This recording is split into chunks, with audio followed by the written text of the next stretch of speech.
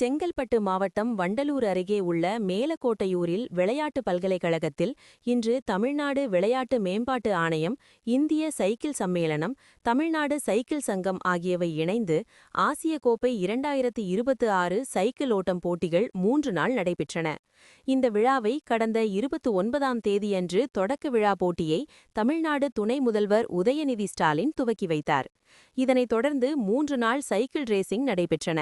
கடைசி நாளான நேற்று நிறைவு விழா நடைபெற்றது.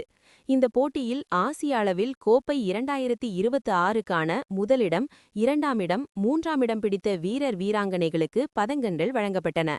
இதில் தங்கப் பதக்கம், வெள்ளிப் பதக்கம் வென்ற விபரம்: இந்திய தேசிய அணி 15 தங்கம், 14 வெள்ளி மற்றும் 10 வெண்கலப் பதக்கங்கள். இந்தோனேஷியா 5 தங்கம், 1 வெள்ளி மற்றும் 2 வெண்கலம். கஜகஸ்தான் 4 தங்கம், 4 வெள்ளி மற்றும் 6 வெண்கலம். உஸ்பெகிஸ்தான் 1 தங்கம், 3 வெள்ளி மற்றும் 1 வெண்கலம்.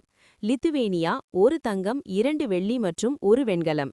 இந்திய அணி பி 1 தங்கம், 1 வெள்ளி மற்றும் 3 வெண்கலம். டீம் கருடா டெவலப்மெண்ட் 1 தங்கம்.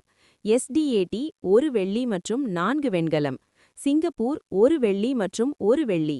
டீம் இந்தோனேஷியா ராயா 1 வெள்ளி. கெடா மலேசியா 0 பதக்கங்கள்.